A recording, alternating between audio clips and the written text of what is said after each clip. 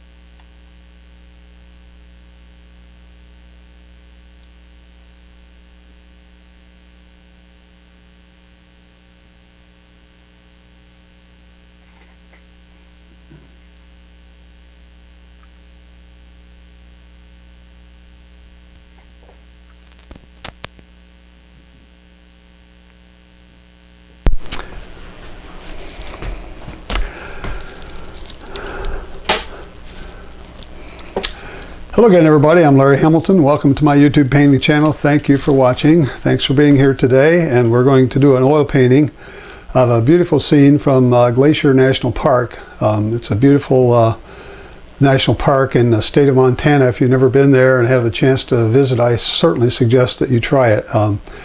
This is a photo that I took a few years ago on one of the roads in Glacier National Park. Is called the Going to the Sun Road. That is the main road that goes up and over the mountain and down the other side, and there are just thousands of views you can get, thousands of photos you can take. Every one of these mountains are named, have some name, and a park ranger could tell you what they are, but I don't have a clue what the name of this mountain is, but I know I took it from the Going to the Sun Road. So we're going to paint on 11 by 14 canvas today. White background. Going to use most of the Bob Ross techniques, I think, in this. And so I want to go show you what I did on my computer here with the photo and talk to you a little bit about the photograph. So hold on, I'll be right back.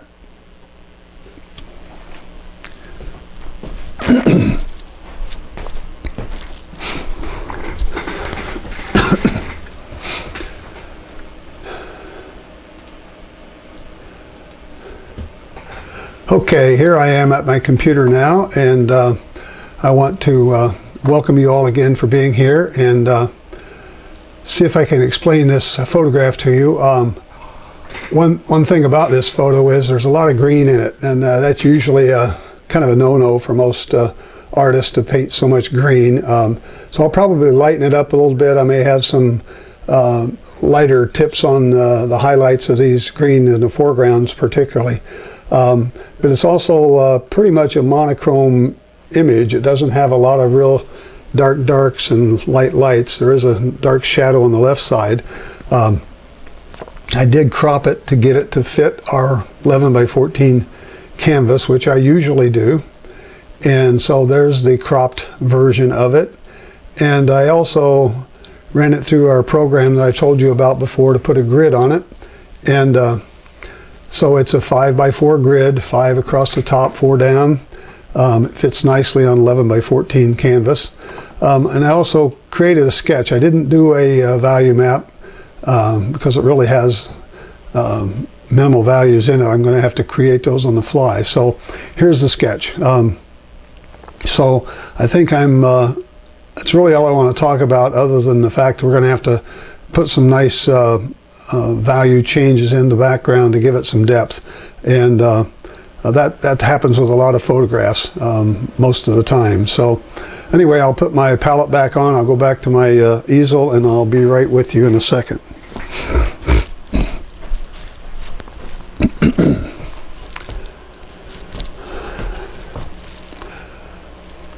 Okay, I'm back here, and we're ready to get going. I want to take you through my paints and my brushes, and I'll tell you what those are. I typically do that every time, so if you're watching it live, you can't get away from it, but if you're watching it after the fact, you can fast forward and get by this. So let me go to my palette now, and I'll explain what we're doing here. I have my usual set of brushes here. I have my Bob Ross brushes. I have the big 2-inch blender, the 1-inch landscape brush. I have this round half-size round brush that I may use. I have a couple of fan brushes here, the number 3 fan brush and number 6 fan brush. I have a filbert from the Bob Ross set, and I have my my little script liner is what it is. And then I have a couple of palette knives, which you've seen me use before. I also have a few other brushes here that I bought from Trykel. I like these brushes. They're a nice complement to the Bob Ross set when you need smaller brushes, and they have a good feel. I like the way they work. So you can check those out on Trykel.com. As far as the paints go, my usual palette, I have my Liquin here, Winsor Newton Liquin, that makes the paint dry faster. I have my Bob Ross Liquid White that makes the paint dry slower. Usually that covers most of the canvas before we start. And going around the palette here, matter of fact, this palette is this is a paper palette, not paper, it's sort of a wax paper, and it's called the Gray Matters palette. You can buy these in sort of a tablet form, and I use these when I was teaching my oil painting classes all the time. I would use these, and every student got one of these, and we could put our paints on here, and the way everybody had the same paints, we had the same layout, so when I was using the paints they could see what I was doing. Plus it's a mid-tone value background, so normally you see my canvases with a gray gesso background that's a mid-tone as well, but I'm using white canvas today. Titanium white here, phthalo blue, Prussian blue, midnight black, Van Dyke brown, dark sienna, alizarin crimson, sap green, cadmium yellow, yellow ochre, Indian yellow, and bright red. And so having them on this type of palette, that you actually have you can see what they are in case you forget what they are. So I think that's all I want to say there. I've told you about the canvas, I've told you about the paint, so I'll set up my zoom in on my canvas here and get it sort of aligned so you can see almost all of it while I'm painting and not have to have that palette overlaying too much of it here. Okay, so I think that should be about right about there maybe. All right. So I have pretty well gotten over my colds and my nasal congestion and my sore throat and all of that stuff, so I feel pretty good today. So I have on my canvas here, I have a sketched drawing of these series of mountains and the big mountain in the foreground here. And so when I put the white, liquid white over it, you know what happens. We destroy all that. So I also have at the top of my easel a printout of of my sketch, which is on my website if you need to get it. So I'm just going to put a little bit of a light coating of this liquid white on here and see if we can get a little bit of nice soft sky. Maybe I'll be able to see through this enough to see my sketch, and it won't be as big a problem as it is. Usually I don't use the sketch when I have put liquid white on because it basically obliterates it all, but I'm putting on a very, very light coat here of liquid white, so I'm going to have a good canvas to paint on here with. It's going to let that paint run really smoothly, and I still can see just enough of my sketch underneath. I don't know if you can see that, but I can see it. So it's not covering up as much as it has in the past, but that's good. I can still pretty much make out where the major parts of this painting are. The other thing I should say about this photograph is that it wasn't taken so that the peak of the mountain was in the middle. The peak of the mountain is off center, which is always a good thing to do when you're taking photographs. Try to get something that's not particularly perfectly centered. You kind of want things off center a little bit. That's a more pleasing painting, and I think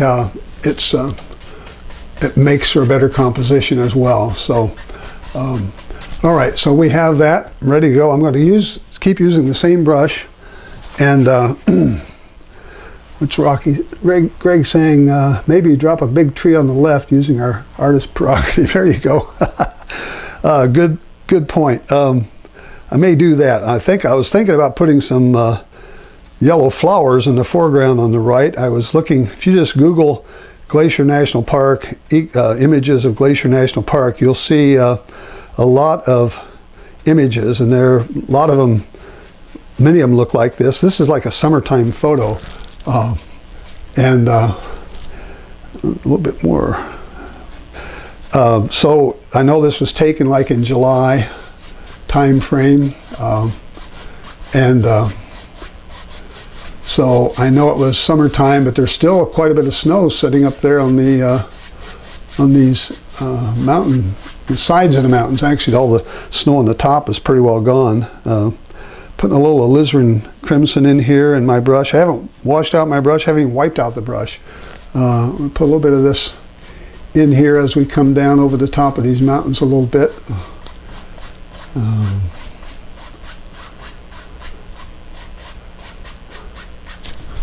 Okay, just enough. This is not much of this in that photograph, as you can probably imagine.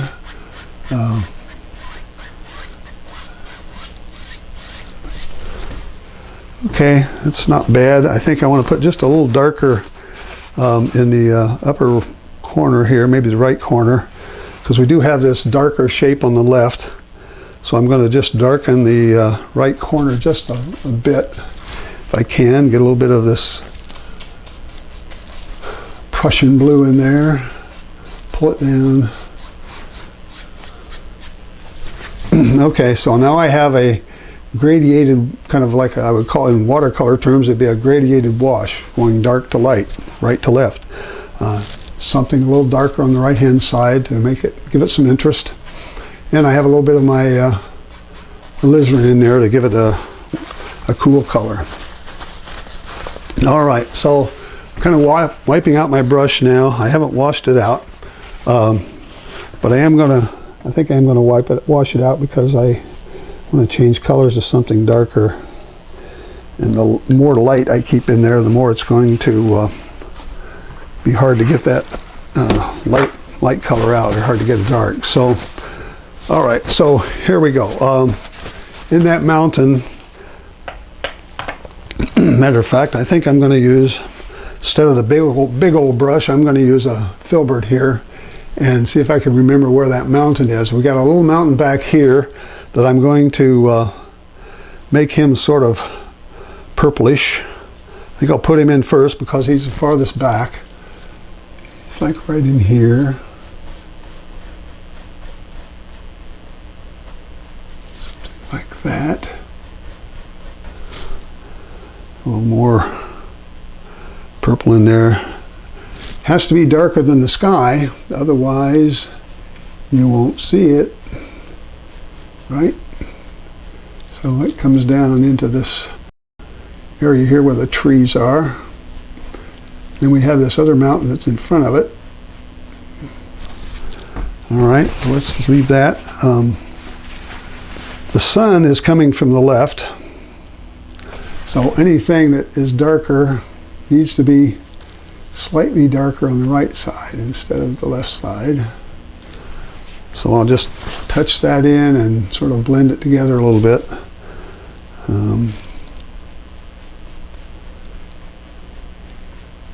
Don't want to put a lot of detail in there. That mountain's pretty far away. It does have a few things in it, but now I have the big mountain here. It goes up way up there like that. It's in this area here. I want it to be darker. I'm going to have him to pick up some black, maybe a little brown. I'm going to put him in here. And it's actually two peaks. It's a little peak right here in the top. Comes down, goes over this guy like that.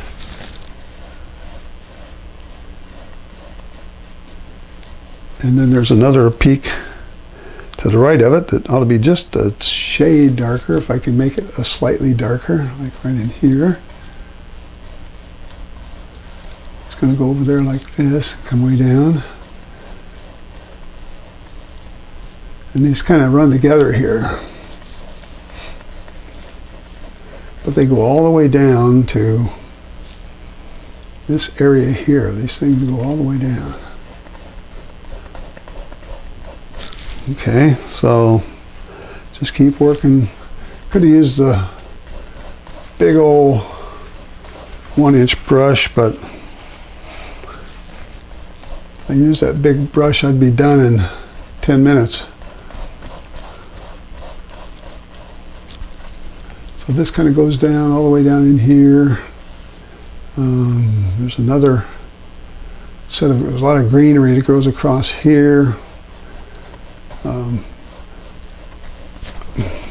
So it's definitely, you can see two peaks, and by not using the knife right now, I'm able to kind of make those slightly rough so they're not just a smooth, straight stroke.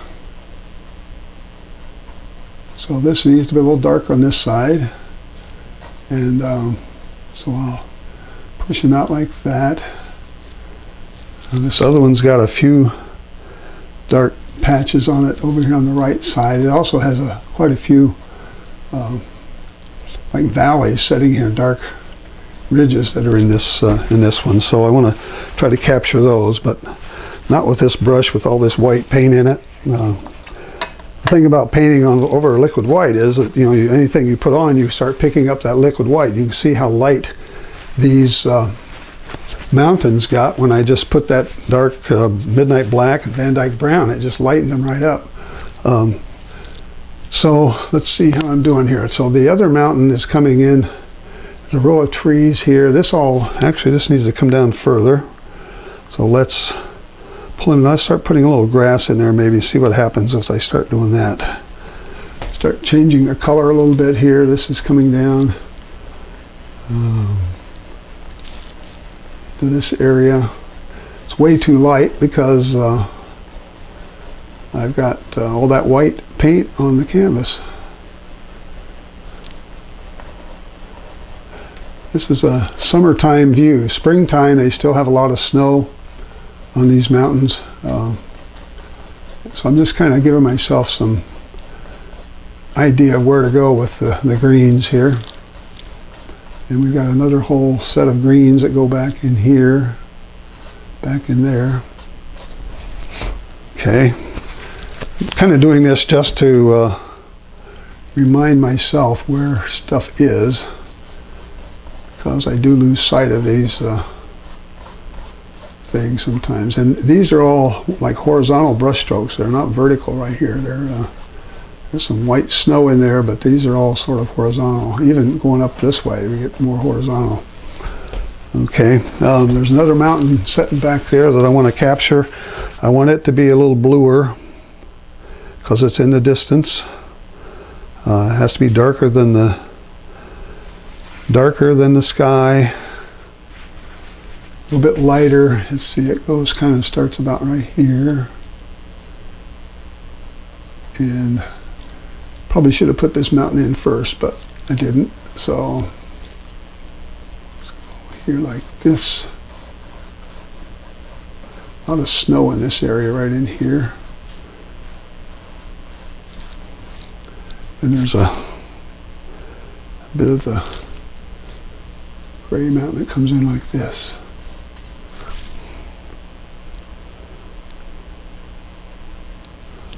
Pick up some gray, a little more gray. Okay, and then this gets more green as we come down. So at least one artist I follow says it doesn't make any difference whether you start with a background or foreground, but I know when I've watched Bob Ross and follow Bob Ross, he always starts at the back, paints back to front, top to bottom, and I sort of do that same thing just because I think it's always easier to put paint over the top of a mountain behind there than it is to try to put the mountain in behind it, which you see I'm struggling a little bit with right now. But because of the way I let these overlap, you can see that there's definitely multiple layers here, and it does have some three-dimensional texture to it, which is kind of what I was going for there. All right, so let's stop and think about that. Yeah, Greg, 3 values of green on that hillside. Yeah, I probably will. I'll probably put a very dark, I'm thinking about putting a very dark underpainting here for starters, because this is the darkest triangular area right here. I'm going to put it dark, and then I'll put a mid value and I'll top it off with some light, some yellow tops, I guess. This is the best way I can describe it. Okay, so now we've got this back here pretty well done in. I've got some room for some, let's see, this needs to come over a little more like that. I've got some room for snow and stuff in here. I'm going to put in some snow. There's a bunch of little snow areas here. This is a mixture of browns and greens. And then there's some interesting darks up there. So I'm going to get my sort of my dark black here, midnight black, along with some green. Start looking at this, putting a little bit of texture on this. I don't want this to be too obvious because it is, again, this is pretty far away. These things are really sitting out there in the distance.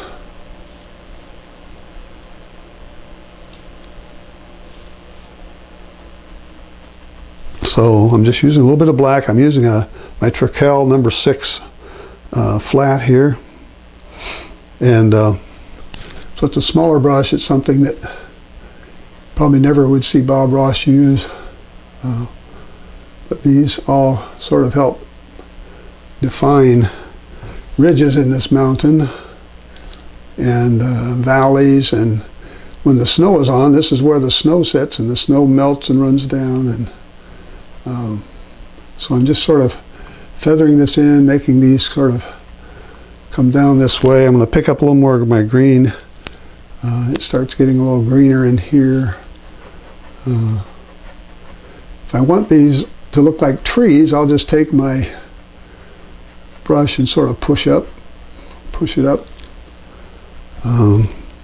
Again, get a little bit of a mixture of value in there. Pick up some maybe Prussian blue and put in that green, and you'll get some more darker values. You got to get a little more Prussian blue than that.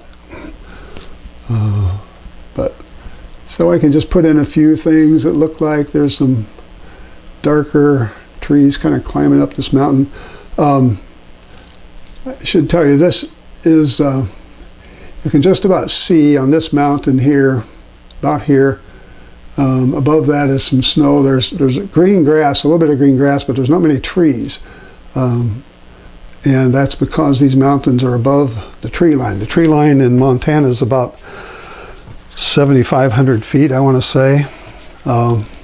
So when you see trees on these mountains, that is an indication that you're below 7,500 feet. And if you don't see them, it means you're probably above 7,500 feet. So, and this going to the Sun Road that I mentioned earlier, you drive right through the mountain, and it takes you right up to Logan's Peak, it's called. And at Logan's Peak, I think the altitude is about 72 or 7,400 feet, something like that. All right, so I'm just adding a little texture so there's something of interest back there. I don't want it to be so bold and so much contrast that it pulls your eye up there. And I want to leave these sort of gray instead of make them more green. We've got plenty of green in this mountain. So I don't want to overdo that. I'm going to put a little bit of my, pick up some of this brownish color with some white. Taking dark sienna and white, just putting it on this brush. I did wipe the brush out, but I picked up a little of that green underneath it. And we just put in a few lighter things here that sort of look like those things that cross there that, I don't even know if you can see that. It's really pretty hard. But it's a combination of part of the mountain where it's actually broken off, I think, or dropped down. I don't know exactly. But there is sort of this look of like a break in the mountain where it's sort of a different type of geology here.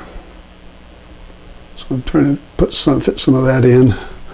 A little bit darker in this mountain in front than it is in the one behind. So I can do that. I get working on one of these brushes. Sometimes I don't go back and change off. sometimes I should change brushes periodically, and I don't, but I'm just sort of trying to sculpt these mountains in as much as I can with colors that sort of look like they were up there, although I'm not making it nearly as bold as the photograph. The photograph was really, really clear and crisp, as most photographs from today's cameras are. They're just really bold and bright, and if you try to copy those, you end up sort of putting too much detail in the background, and I don't want to do that. All right, this background mountain here, I'm going to go back and sort of touch it up just a little back here, putting in some greens and blues, a bump in there.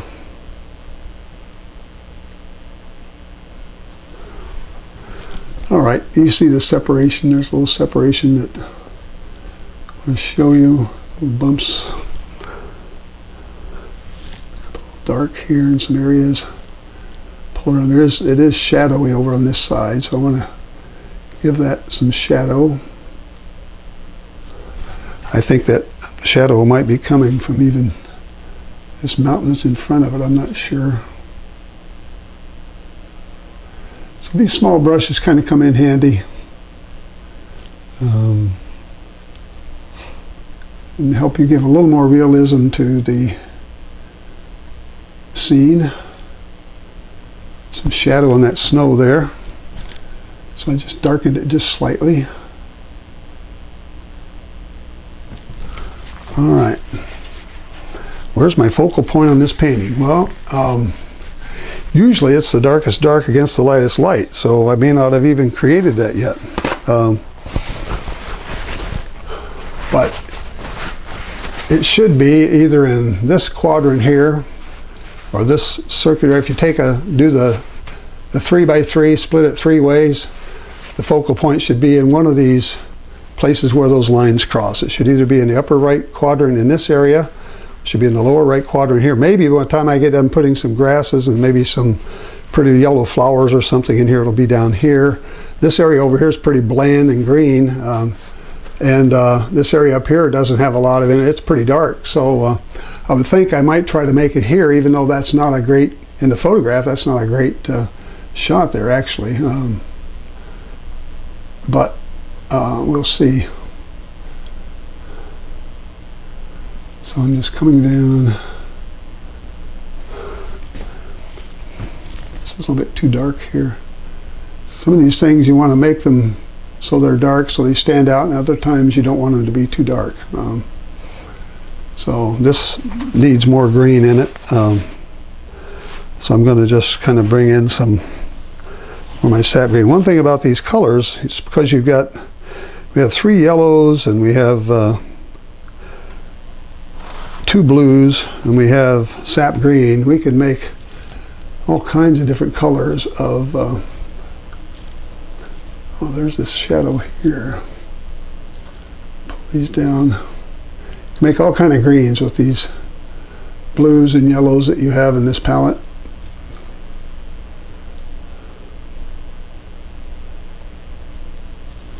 So these are all sort of vertical strokes here, and they kind of pull away from the top like you would expect. See them growing on the mountain. Very light. I've added just a little bit of a yellow ochre in with that to sort of change the color of the green, so it's not all one tone. Needs to be a little shadow, more shadow on this side than it is here. I'm still trying to get that roundness, trying to get that curvature in that mountain to give it some roundness. It needs to be darker. I just saw a darker spot. It needs to come in like right in here. These little things come down and are spend a lot of time on this background, folks, probably more than I should, but I want these to sort of look as realistic as possible. There we go. So now I've got a little more definition in some of these valleys that are back there. All right, that's not too bad. This will mountain back here, I'm going to leave him alone for now. I may come back and touch him up a little bit, but there are some different shadows and valleys back here in this mountain as well. All right, so much for that. What I was trying to do is this area here that's sort of a darker green, but it looks, it's got some brown in it too. Right in, where is it? Right here, there's an area that looks like it's sort of probably the wrong color, but it gives like a ledge. It gives you the idea that there's a ledge of some sort here that is coming down. Again, I'm getting too much detail from the photograph probably, and I'm maybe making a mistake here. I don't know, but I'll see if I can finish this up and get on with it. A little bit of my green with, I just want it to be, I want it to show darker on this right side, which it looks like when I turn around and look at the monitor, it looks like it's darker over here. So I'm getting that shadow effect that I want from the mountain itself. So these are like layers of the mountain. It just has to work its way down, and in the wintertime this stuff would all be covered with snow, and you could just throw a big glob of white paint in there and people wouldn't even know it. But in the summertime, it's you got to kind of pick and choose where things are. All right, so I've got a little nice shadows in there that appear to be darkening it down just a little. All right, that's good.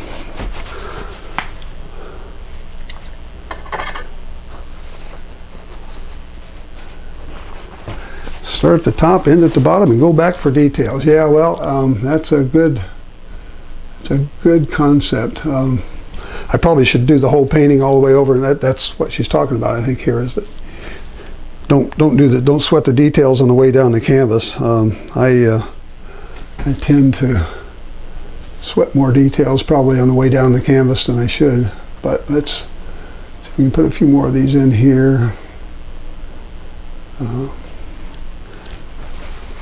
So I'm just trying to change this color enough to give it some a different look.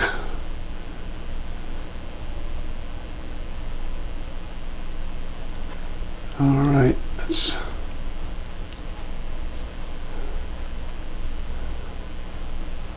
all right. So we've got all this green in here. I'll put another.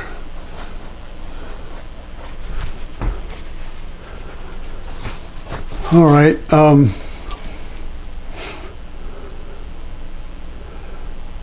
This mountain back here, I'm going to come in and put another little bit of brown over it, I think, grayish brown. And we're going to come back and put some snow in there, a little bit of grass. There's actually some grass back in there. So maybe I'll just hit it with a little bit of a, goes from about here up like that. What I'm trying to do, Lindy, is trying to keep from making this thing look really ugly. Usually when I paint it the way you suggested there, the way your mentor suggests, it's probably the right way to do it, but it also doesn't entertain the viewer all that much who's watching, so it's sort of a test to see if I can keep you engaged enough to have something that you can look at while I'm painting, but without making this thing just a set of big ugly blocks, which I've done that before, and it kind of, when I rewatch the video, it kind of loses my interest sometimes, so I have to be careful about that. But part of this is by trying to keep people engaged and watching and that sort of thing. So I'll just put in a few marks here to make this look like we've got some trees and things going on, some different types of geology. This is all going to be snow in here. Got all this over here is just green. All right, let's put another couple of swipes of green in here. I think there's some trees that are growing out of this area. So let's put this down and then, all right. I'll just sort of leave it like that right now. Mixture of colors, and we'll move on. All right, this area over here on the left is the one that's got kind of waiting for something dark. I'm going to see if I can get some Prussian blue, midnight black, Van Dyke brown, get a really dark underpainting here. My Van Dyke brown doesn't want to stay still. And on this side over here, starting up here, we're going to go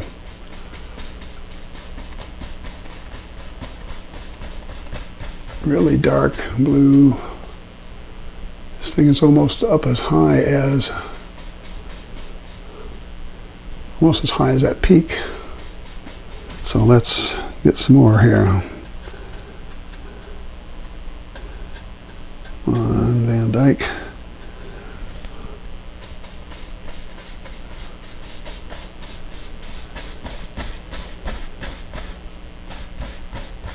So the white is just pulling out all of a lot of the color out of the brush, you see. Midnight black, Van Dyke brown. Come on. For some reason my Van Dyke brown won't stick to the palette here. Picking up a whole glob. Van Dyke brown's pretty old, probably. Don't know when I do the thing that Bob Ross does. He jams the brush, he stabs it in there and gets it a lot of paint on there, and then comes in and I want this dark underpainting here so that I can put some lights over it. So we're coming down all the way down here.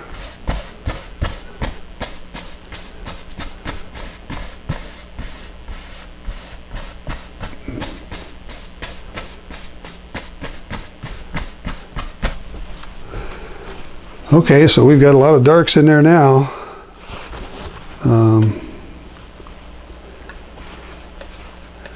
I'll even pull up some of this knife and pull some stuff in and see if I can darken it even more. A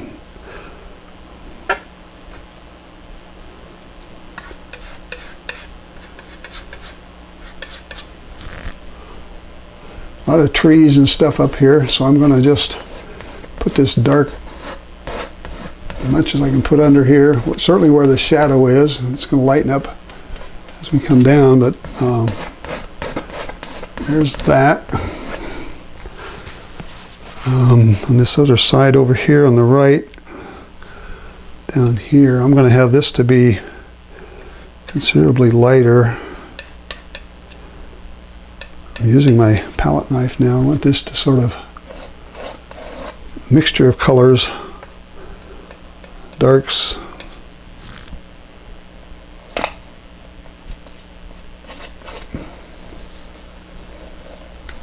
Come on, get in there like this. Okay, there's that. Maybe a few strokes up here. All right, so you probably couldn't see me do that because I had the palette in the wrong place, but it's for the live broadcast. But I just used my palette knife and just scraped it across there and brought in some of this mixture of Van Dyke, or dark sienna rather, and titanium white, and just gave myself a base to work from over here, because this is all going to be dirt mostly, and coming over this way. It's actually a stream where, as the water comes down and melts, it runs this way. So I was going to try to put in a little bit of a stream there if I could, some rocks and that sort of thing. All right, so I think at least I've got the basis of this stuff under here, and now I can come back and start putting in some more finer details. There is a set of dark trees that kind of come down this way and here, like that. Okay. So, there you go, Lindy. I've given you the uglies now. But it still looks like 2 or 3 mountains, so that's what we're trying to show you. So now I have to be able to lighten all this up, right, with my green. That'll be my darkest color, what you see there. And then as I come forward, I'll be able to lighten that up. I'm going to get my, let's see, which brush do I want here? I'm going to, I don't know, that filbert's awfully big. I'm going to pick up a flat here. Do I have any other filberts? Filbert makes a nice top for trees. Here's a small, I have a smaller filbert from Treckel. It's a number 8. And so I'm going to use it on some of these trees, get a little bit of blue in it, but mostly, or a little bit of green in it, but mostly blue. So right over here, we're going to start putting in some treetops. These are trees that are in the shadow, very dark. And I just want to bring them down the mountain like this.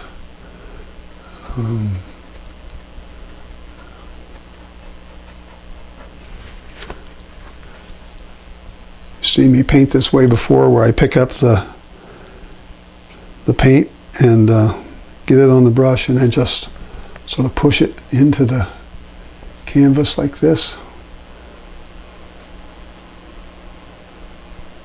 So I'm purposely changing this color from that bright green to something that's more bluish.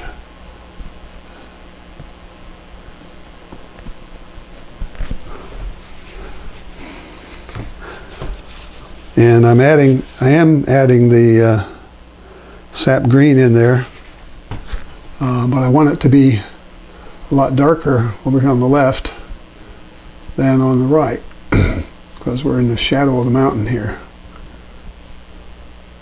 So I'm going to have a mixture of lights and darks, mix them up. This is all impressionistic painting. I'm not trying to paint 550 trees here. I'm just giving you the first quick impression of these trees that are kind of sitting out here on this part of the mountain, this ledge. Okay, so it looks like a whole forest of trees, really. And it's certainly a lot darker than the background. So that's what we're trying for here. So let's just fill this out, come on down a little bit more. There's these trees over here that I was kind of alluding to. They have a greener top. They're a little bit lighter because they're more in the, they have some light hitting on them, but they do have a dark base under them. So I want to get that painted in so we have this distinction here from this mountain in front of it.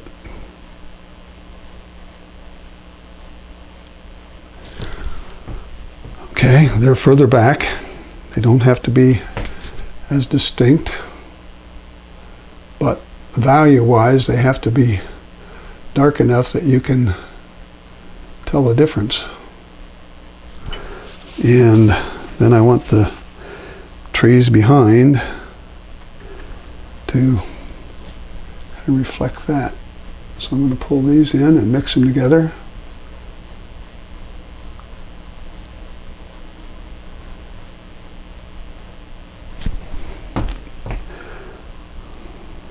Adding ochre to my sap green.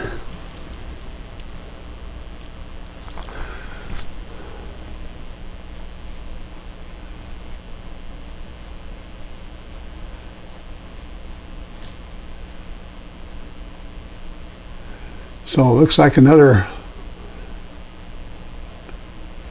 hundreds of trees back here. And by adding just a few darks in there, a few little dark brush strokes here and there, you're able to see that's a whole different plane of trees back there. Right? Like a whole nother field, but it's lighter in value than the trees in front of it. So you know that it's further back, and it's in the light, actually. Okay, so let's keep going on this thing.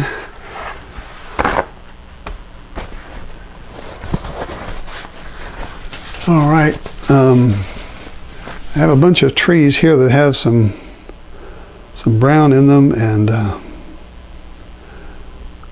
a little bit different color. I'm going to see if I can get those in here. They're a little bit lighter. I think they're getting some light on them, maybe, in this area right here. So I'm going to just lighten them up, put in a few lighter values. I don't know if you can see that, but...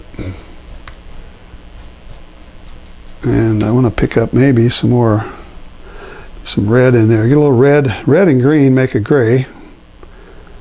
And so if I use my alizarin along with my sap green, I'm getting this sort of a gray looking tree that's going in here. These little marks are making things look a little bit lighter. Just lighten it up just a little bit. Because it's what it's doing, it's helping you see another layer in here. If I have a little darker, a little lighter, a little darker, a little lighter, you'll be able to see that there's another, I don't know, it's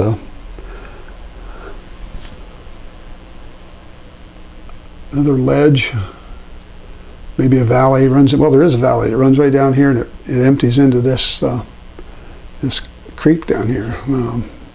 It's a dark, sort of a dark ledge there that I want to demonstrate. So let me see here. Pick up some more of my lighter color greens and start getting some green in here that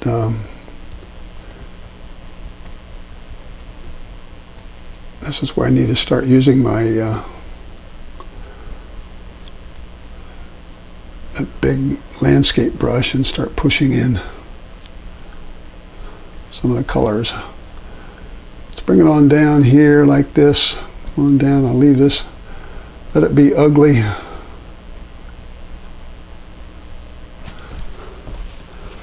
Okay, so I think you're able to see just a little bit of the landscape there. Now, if I take this big brush and a little bit of green, a little bit of ochre, maybe even a little Indian yellow, I start coming in here. I want to get enough in this brush that I can stab it and it's going to lay in the way I want it to, like this.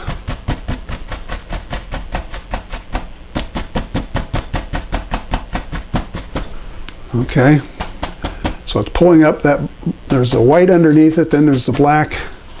So I'm using my yellow colors with just a touch of green in it, ochre and Indian yellow, and I'm just tapping in some of these colors so that I don't have a full plate of green stuff going on here. I want to change it up. Okay, now you can see the little valley that I've got there.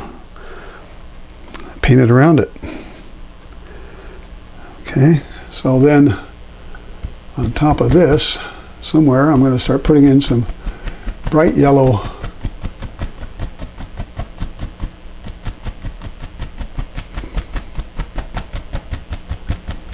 kind of losing the bright yellow there, but that's the idea. Is I want to get this all painted in all the way down, keep it fairly dark, but I'm lightening it up with this ochre. It's actually another valley right in here even. So if I can show these valleys and show that they they drain down, and when I put a little stream and some rocks in here, you'll know that's what that's for. All right, how we doing, folks? So this is a nice dark left side, and I've got a over here on the right side. I've got a like in here somewhere, right in here. I've got a very bright looking thing that kind of comes down and joins this creek.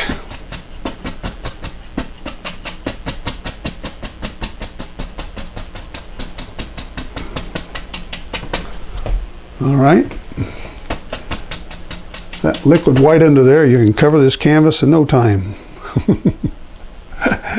It's really kind of funny how this all works. Just a touch of green, but I'm going to come back and put another highlight in here, if I can, to kind of show you using my CAD yellow, getting a bunch of that in this brush so that I can lighten this up to the point where it shows you another. Looks like I got some hills and valleys there, which is what I'm trying to do, and I'm doing that with just values, changing the color slightly, but putting in some lights, a few places in here maybe help it lighten up. Up here, this area is getting more sun right in here, so let's put another few things in here like this. All right, see how that bright yellow mixed with a little bit of titanium white? This big brush, and you just stab it in the canvas. I get started on this, I don't want to quit.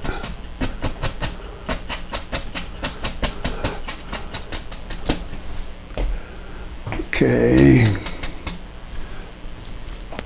All right. How about these areas in the background here? They're in this middle ground. See if I can put something in there that's just a little bit different even than what's there. See if I can hit some, see what this is going to do.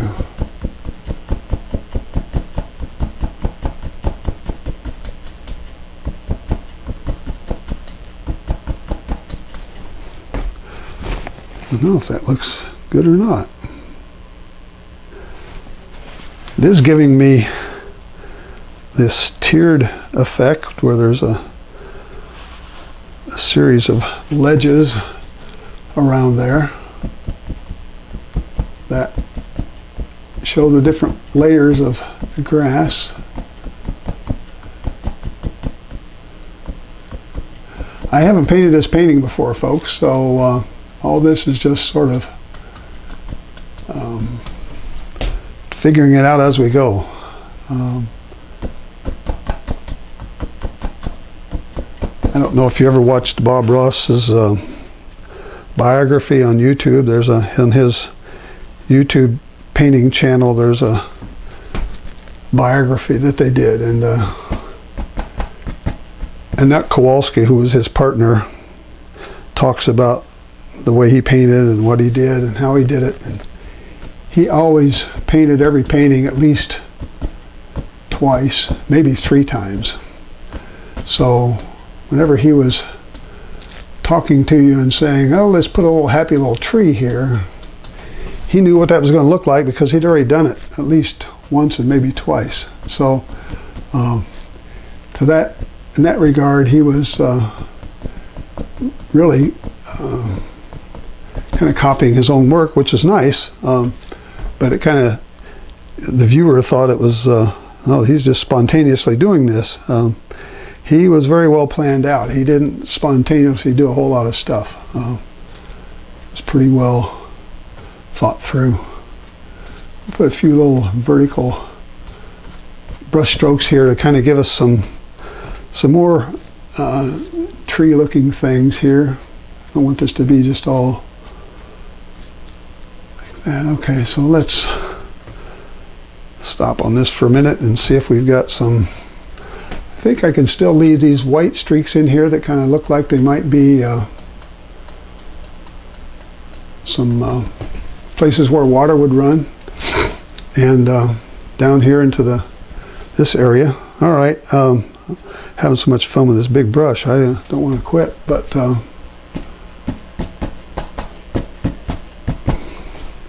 all right, I think I'll stop with that. There is a darker, I probably should, before I quit with it, I should probably come in and put in this darker layer that's sort of underneath everything, like right in here. There's it kind of turns dark because of the shadow. So I'm going to just kind of go in and put this in along here, put one along here. I'm not matching the colors in the photograph, folks. You realize that. I've got my own little palette color going on here. All right, so that's that. I'll put a few spots in here to give it some depth. See, if this is all really just one color, you lose the depth. So I'm going to bring up some black, maybe, and a little bit of Van Dyke, and just hit a few darks in some of these areas if I can get it to work here.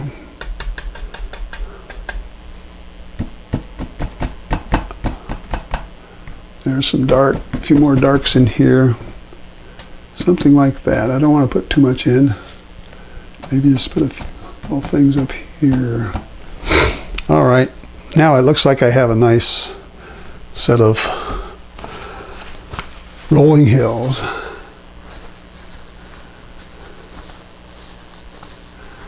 Yeah, Lindy, thanks. Yeah, that's the kind of the power of this technique, I guess, is you just mix stuff on the brush. You don't wash it out every time, and you just let the colors sort of blend and merge together, and try to using big brushes, you try to make it work that way.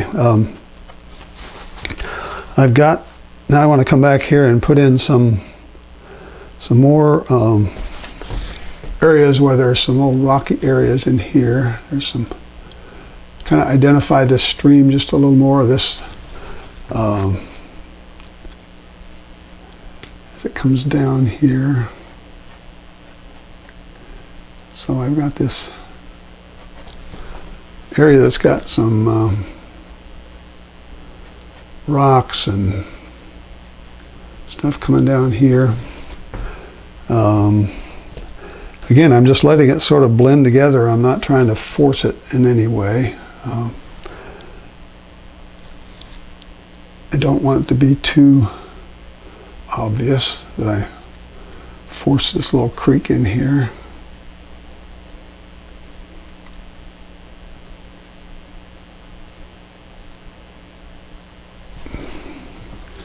So let's just put in some things that look like there's some bottoms on these here.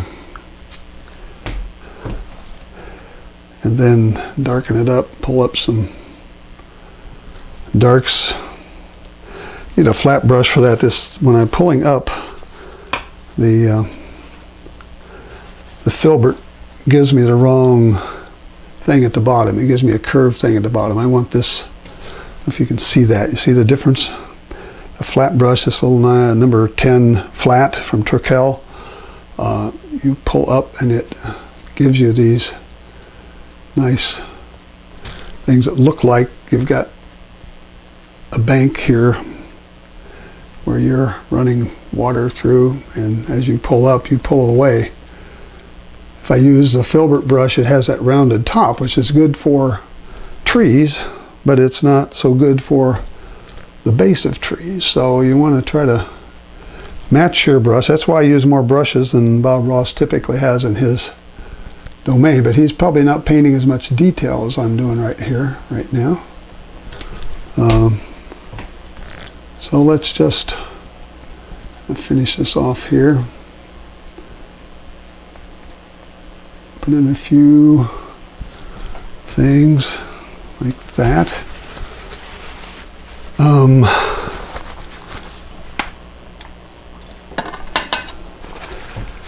Okay.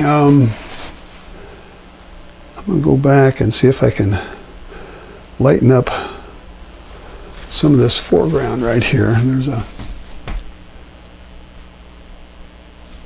sort of like a, let's use white and let it mix. It's like some rocks or something over here on the right hand side that I kind of want to pull in.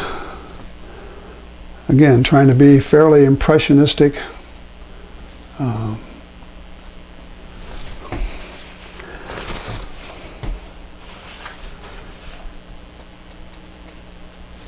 few things over here.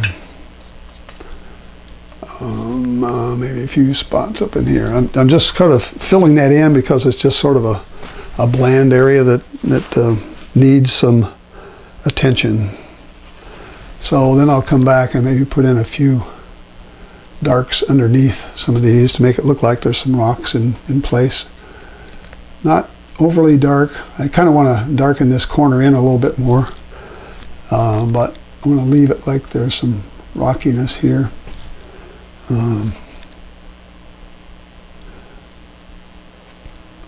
If I put these little angular things on there, it tends to look more like rocks. Angular brush strokes will help give you the look of a rock surface or the front of a rock, like that, something like this back here. So it's looking like some rocks in the foreground with those darks. Thing I haven't done is put my snow in back there yet, or I haven't put in my my water. Let's see if I can do with this water here. I don't know what this is going to look like. It's going to needs to be lighter than that, I think.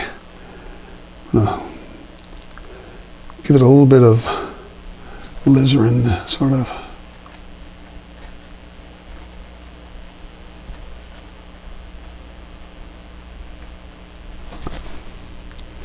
I don't know if that's looking like a stream or not.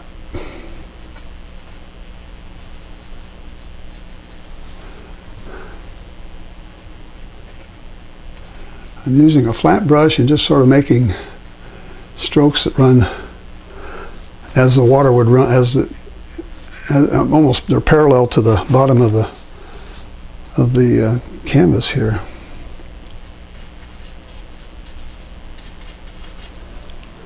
So let's just run it out here and let them look that way. So that looks like that could be a stream, pretty much. Let it fade off into the distance back here. It might even pick up somewhere back here for all I know. It could be coming down the mountain back here. Getting a little stupid now, too much. All right. All right, so I don't know. Greg, what do you think? A big tree on the left? I don't know about that. Let me put in the some snow, and then we'll figure out if we want to do a big tree on the left. I don't know. That mountainside doesn't look bad the way it is, and it's in an area where there probably would never be a big tree right there, just because of the altitude and the type of geology and all that sort of stuff. So putting a tree in there is going to be a little bit of a... Somebody's going to say, did you really go to that place? You really know what you're talking about back there. So I'm putting in a little snow here. Some snow there. We got some snow over here. Just pure titanium white right now. Just kind of packing it in and letting it build up wherever there was room for snow back there coming down this mountain. This area back here had a bunch of snow in it. A lot of snow actually right in here. It all went off and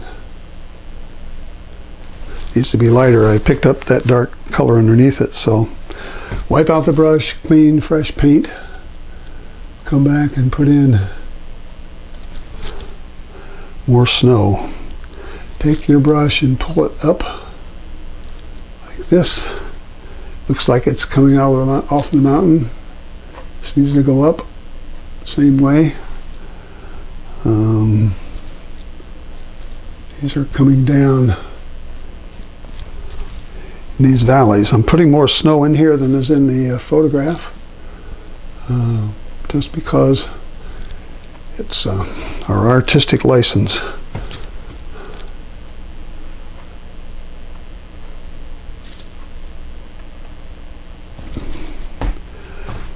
It's about the end of this when I put in the snow here. We don't have any snow in the foreground. I could put a little bit of fill in some of this area here with, maybe it looks like some water ripples, that type of thing, some rushing water maybe. I do have some white. I just left a pure canvas there, which is typically not a great thing to do. How are we doing? We've done an hour. Well, this is pretty good shape for an hour.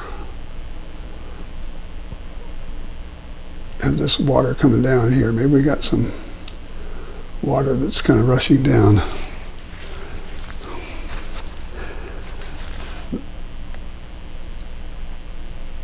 I have areas where this water will come down. I think that helps. Look at that. That's kind of a neat thing. Just kind of letting some water fall off the brush, or water. It's that's what happens. These things just sort of run, and they melt. They just run down these mountains, and it really made a lot of difference with just light, very light touch.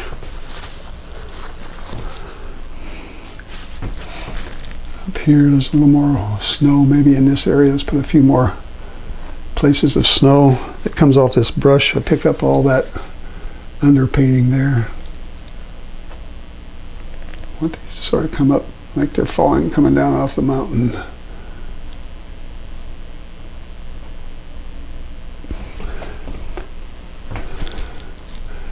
So I'm just working on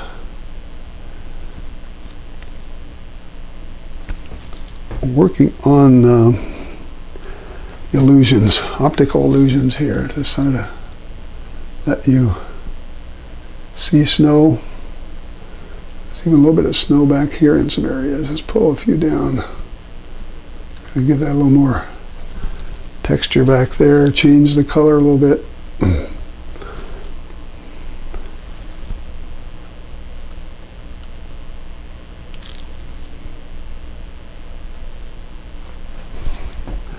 There, so I've got these things coming down, so it looks like there's things coming down the mountain. Could be making the water that's seeping into the creek here that I put in. So this doesn't look a whole lot like that photograph, but it certainly makes a reasonable composition, and it is totally representative of what goes on in these mountains, because I've been there enough times to know. So I'm going to overdo it if I don't stop. I need somebody to say stop. Okay, I think, folks, that's about enough. I'll step back and look at this, and after I stop broadcasting, I'll say, oh, I should have done that, or that's too light, or that's too dark, or whatever. And so sometimes I come back and put in a few other things that sort of look like they help the composition. So when you watch my videos after the fact, come back and check to make sure I didn't do something after I shut the cameras off, because I do that very often. This needs to be darker here. This is really not dark enough. Picking up some blue, midnight black, to sort of darken these up here. This is, there's a lot of shade here from the mountain itself. So let's just put in some darker.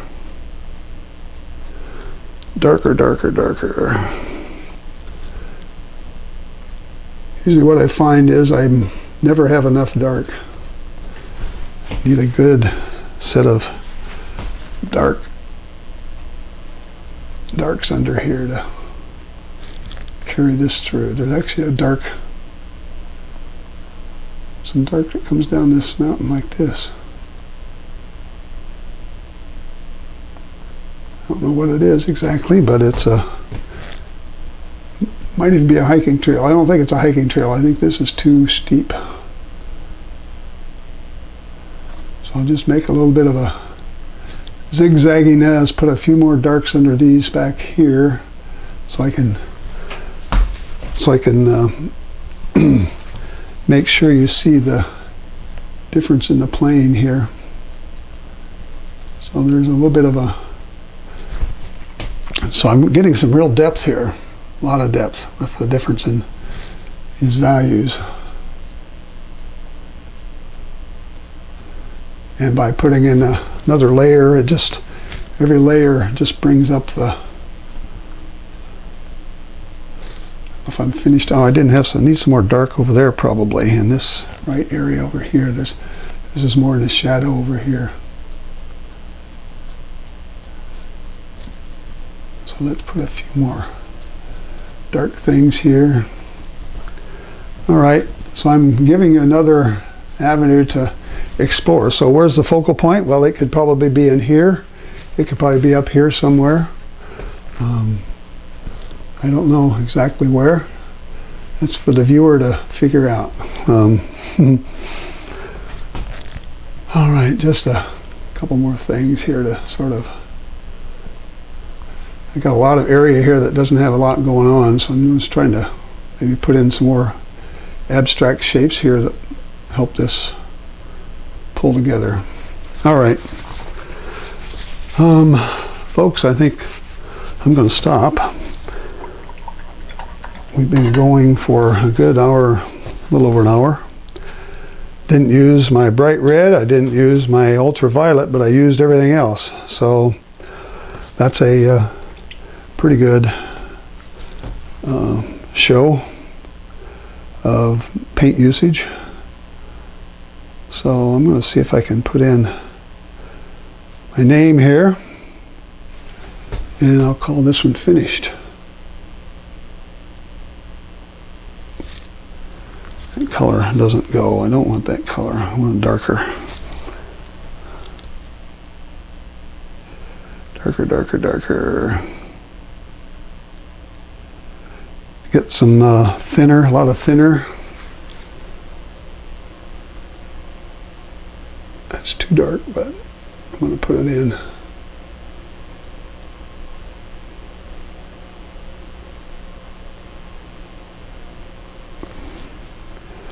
All right.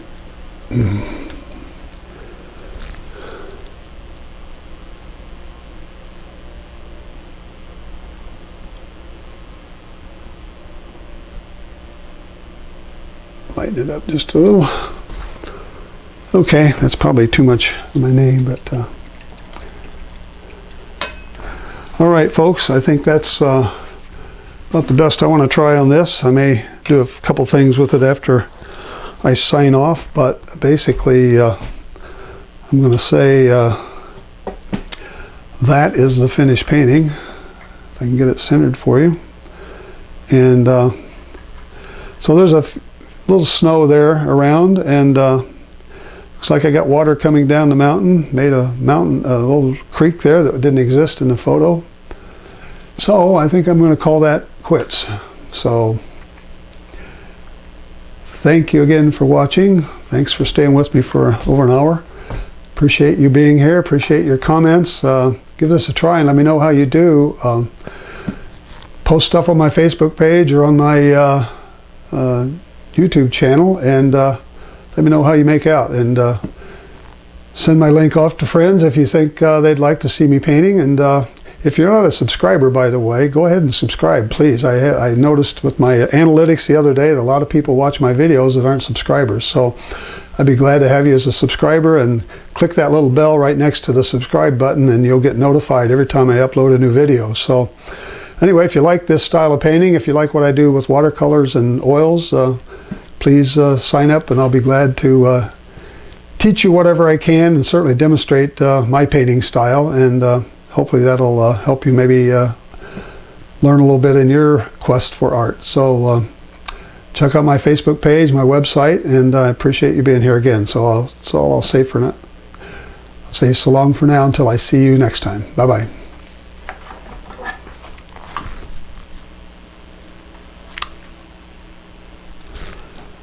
Okay, here. Okay, Lindy, thanks.